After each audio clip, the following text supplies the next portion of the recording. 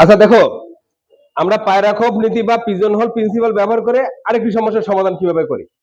এখানে একটি প্রশ্ন দেওয়া আছে 0 1 2 4 5 অঙ্কগুলো একবার ব্যবহার করে 5 দ্বারা বিভাজ্য 5 অঙ্কের কতগুলো সংখ্যা তৈরি করা যাবে, তাই না? তো এই সমস্যাটি সমাধানের জন্য আমাদের মেইনলি যেটা চিন্তা করতে হবে 5 দ্বারা বিভাজ্য সংখ্যা কিভাবে নির্ণয় করা যায়, বলতে পারবা কেউ? যে সংখ্যার একক স্থানে 0 বা 5 থাকে সেটা 5 দ্বারা বিভাজ্য, 0 থাকলেও 5 দ্বারা বিভাজ্য, 5 দ্বারা থাকলেও 5 দ্বারা বিভাজ্য। আরেকটা বিষয় জানতে হবে, কোন সংখ্যার প্রথমে কি 0 বসতে পারবে? কোন সংখ্যা প্রথমে 0 বসতে পারবে না। তাহলে দুটো কেস আমার এখানে, একটা আছে শেষে 5 অথবা শেষে 0, তাই না? সেক্ষেত্রে আমার পায়রার খোপ কয়টা হবে বলো তো? 5টা।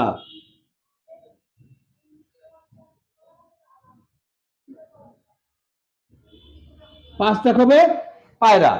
আর আমার এখানে অপশন কয়টা থাকে, মানে ইয়া কয়টা আছে? 1 2 3 4 5টা পায়রা আছে না? 5টা পায়রা আছে। এখন এই প্রত্যেক খোপে বা প্রত্যেক ঘরে কতগুলো অপশন আছে, কতগুলো সংখ্যা বসতে পারে? আগে আমি শেষে 0 আছে এমন সংখ্যা নির্ণয় করি। শেষে 0 আছে, তাহলে শেষে 0 আছে এমন, তাহলে এখানে অপশনটা কত হবে?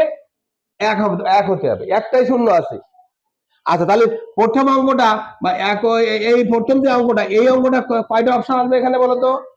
কেন? প্রথমে যেহেতু 0 বসতে পারে না, তাহলে কয়টা অপশন? 4টা। 0 তো করবে 4টা অপশন। গুড। আচ্ছা, 0 বাদ গেল আর একটা অপশন বাদ গেল, তাহলে আর বাকি থাকে কয়টা?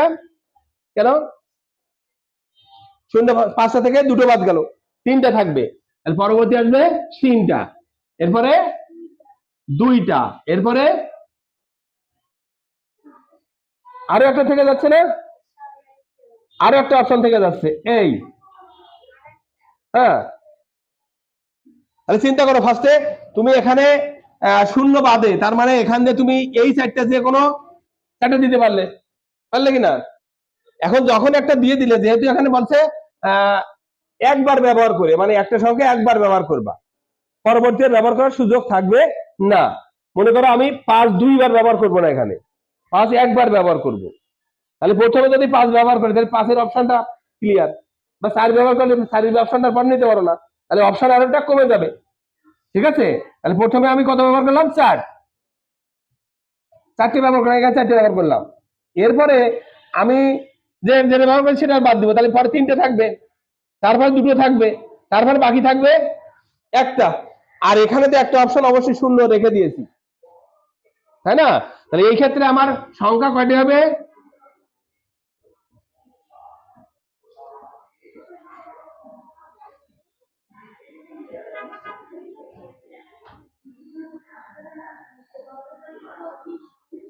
হুম,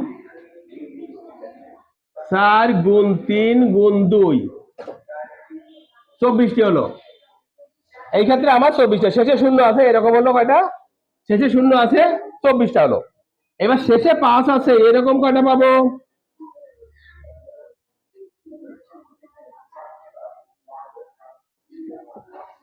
এরকম চিন্তা করি,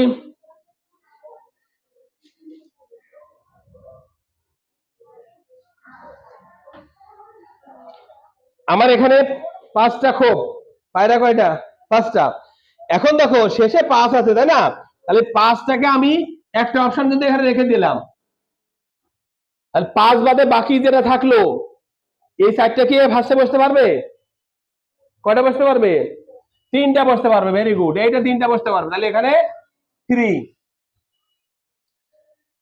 কারণ কি? 0 তো বসতে পারবে না, 0 বসতে, সামনে 0 বসতে পারবে না, তাহলে 0 আমি বসাতে পারবো না। আচ্ছা, এরপরে কি হলো? তারপরে কত করবে এখানে? কেন? বাকি 3টা তো সবাই বসতে পারবে এখানে, বাকি 3টা তো সবাই বসতে পারবে, 0 বসতে পারলো না ঠিক আছে, কিন্তু বাকি 3টা তো এখানে বসতেই পারবে, পারবে কিনা? নাকি? বাকি 3টা কিন্তু বসতে পারবে। এরপরে এই 3টে ব্যবহার এটা হয়ে গেল, তার মানে আমার এখানে 0 বাদে হলো বাকি শূন্য সহ তো বসতে পারবে। আমি একটা অপশন বেড়ে গেল এখানে, এখানে কিন্তু একটা অপশন বেড়ে গেছে। দুটো হওয়ার কথা ছিল, একটা বাদ দিয়ে দুটো হওয়ার কথা ছিল, কিন্তু ওখানে শূন্য আবার ঢুকে গেছে। তার মানে শূন্য সহ তিনটা বসতে পারবে, বুঝেছো? তাহলে এরপরে তিনটে অপশন চলে যাবে, বাকি থাকে দুটো আর একটা। ক্লিয়ার? এবার গুণ করো।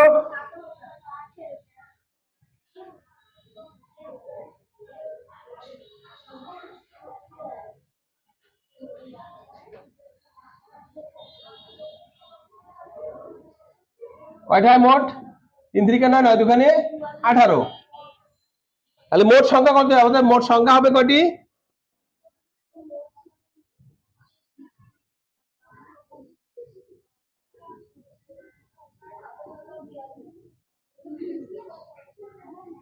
24 প্লাস 18 42। তার মানে 42টি সংখ্যা গঠন করা যাবে এইভাবে, বুঝছো? এইভাবে আমরা 42টি সংখ্যা গঠন করতে পারবো। বুঝছি কিনা আমরা? এই জায়গাটা ক্রিটিক্যাল ছিল। এই যে এখানে, এইখানে যে 3 3 আসছে, কেন 3 আসছে? প্রথমে শূন্য যেহেতু বসতে পারো না, বাকি তিনটে অপশন আছে। 5 বসে গেছে এখানে, 5 যেহেতু ওখানে বসে গেছে, বাকি তিনটে অপশন এখানে আছে। বাকি শূন্য সহ চারটে, তার থেকে একটা বসে গেছে, তিনটে আছে, সেই তিনটা এখানে বসেছে, বাকি দুইটা একটা। বুঝেছি?